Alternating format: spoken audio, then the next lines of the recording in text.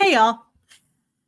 Hope everybody's having a good night. It's late on a Saturday. So if you're here and hanging out on LinkedIn and stumbling across me or Facebook or Instagram or YouTube, welcome. It's been a rough day and a half.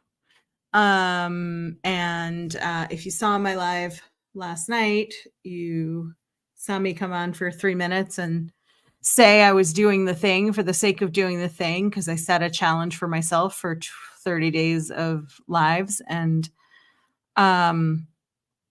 if we don't do the thing on a hard day, then that's the day that it becomes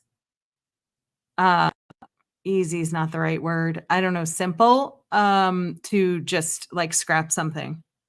And I'm building a habit here. I'm not going to go live every day for the rest of eternity. But I am building a habit of doing something and being live and seeing myself on video all the time and, building connection and building engagement. I don't mean engagement in the way that we talk about social media engagement, but just building like human to human engagement. And that's it's important to me. And I had a weird, year-ish where I posted to LinkedIn. I've been building my business, but I've been a little bit quiet out in the video world. And this is me flexing the muscle and showing myself and showing you that I have it. I have the ability to consistently show myself as both a human and a professional, and both of those things kind of coexist. So if you're just stumbling across this and you haven't seen my post today on LinkedIn, it did not make it to Facebook or Instagram yet. But yesterday I said goodbye to my dog Puppy, who had been with me for 16 amazing years. She came to me when she was 4 months old.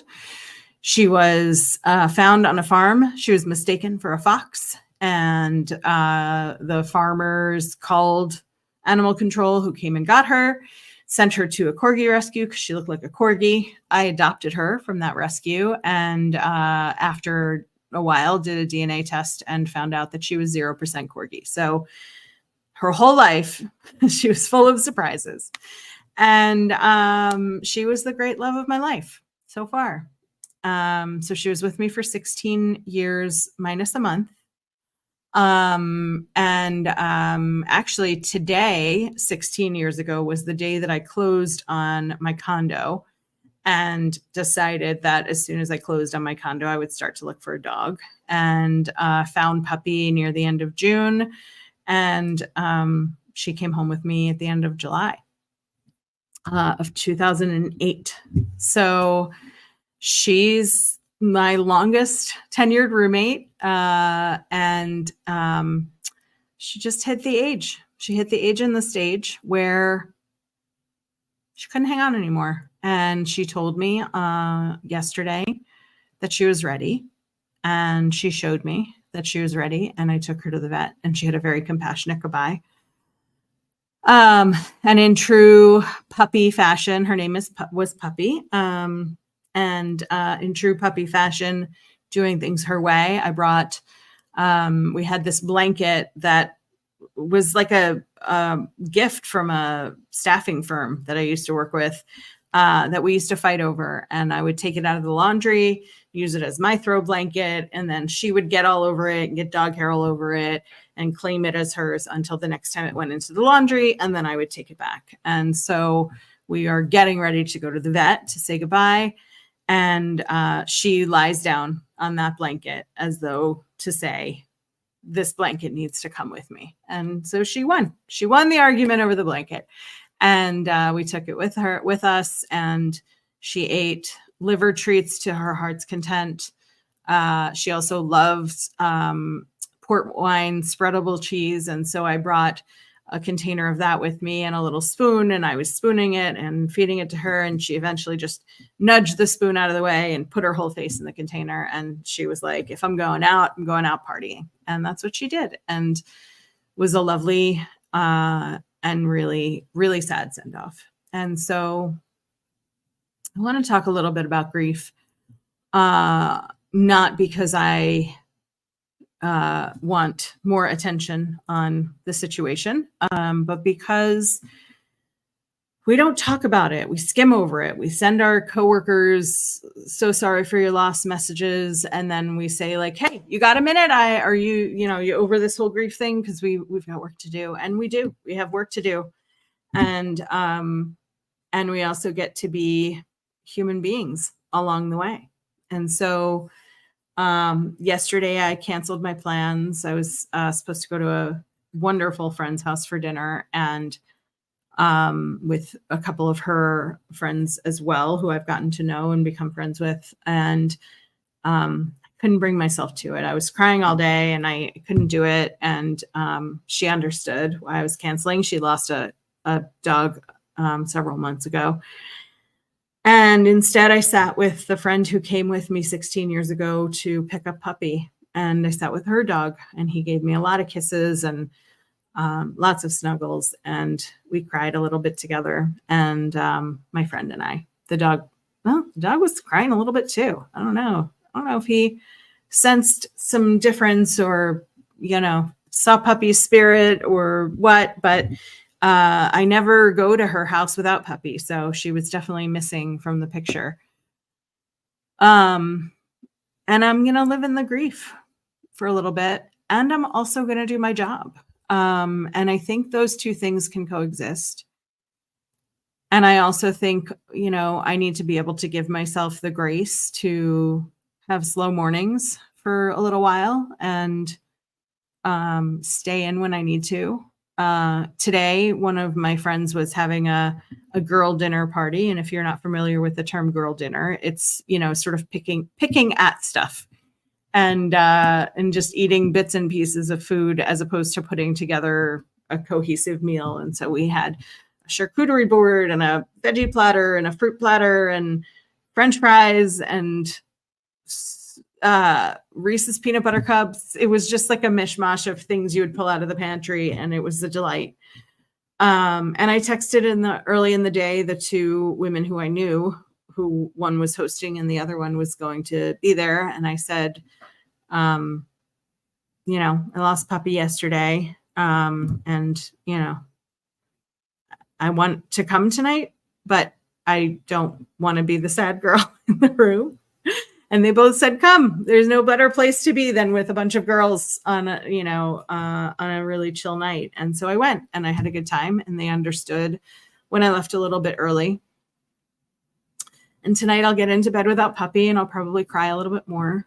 And I'll have a quiet day tomorrow and clean up some of Puppy's gear. Crate, I have dog stairs, I have a ramp. As she aged in place, there were different bits and pieces of things that accommodated her that don't need to be around anymore. I will do a lot of vacuuming. She was the furriest, sheddiest dog I've ever met. I could build several extra dogs out of the hair that she shed over the years. And I've always been a good vacuumer, but now I'm going to get into all the corners and vacuum as much as possible. And I've been assured by all of my friends who have shedding dogs that I will find dog hair for the next several years. And that's okay with me. But I want you to know that if you're grieving, if you have grief going on in your life, whether it's somebody's end of life or a divorce or breakup, or trauma, or working through something, you get to offer yourself the grace to grieve, to take time you need, to take the space that you need, to cancel plans, to tell your boss what you can and can't do, to take a leave of absence if you need it, and to be like just a general human being, and to be that way for others when they have a loss. I've had calls and texts and cards, and a couple of people sent me flowers today. And I just feel incredibly loved and incredibly fortunate that I've surrounded myself with people who care about this and about me and about Puppy. And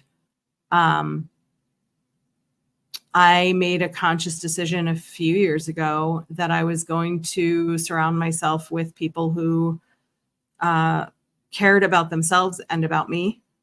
And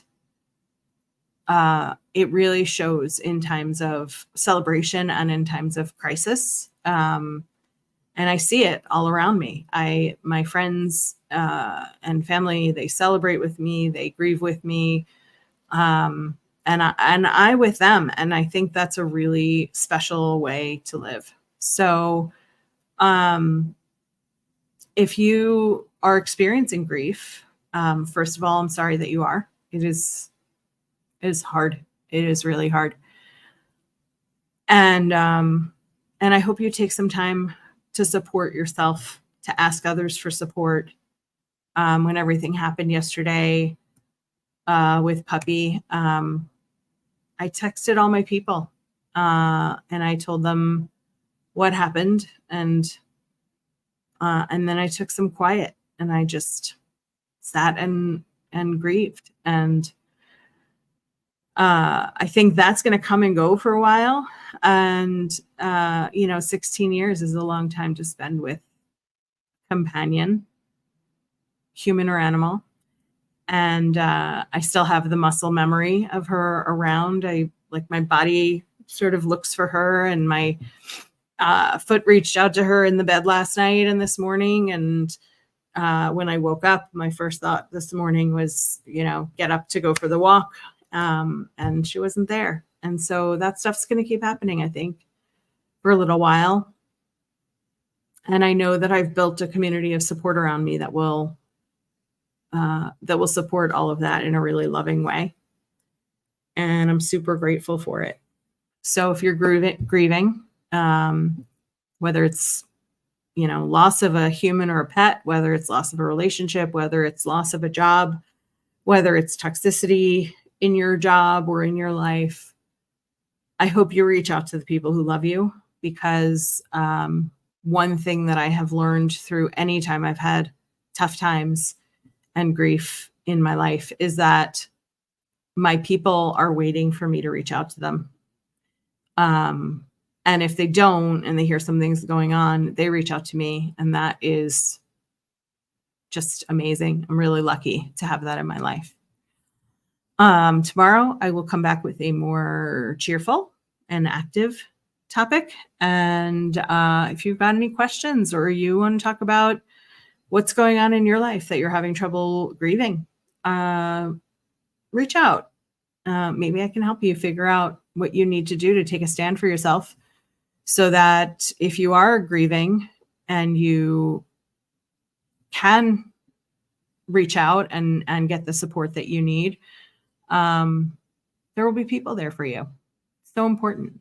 And I'm seeing on Instagram, I've got a few people out here, Sue and Heather and Andy.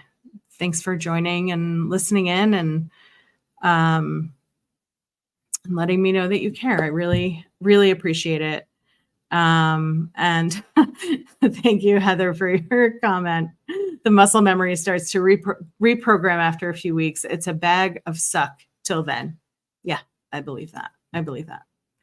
I know I'll be okay. And that is in part because of friends like you who have reached out and told me you care and shown me. And on we go to tomorrow. And I'll see you all tomorrow for another live. Have a great night. Bye.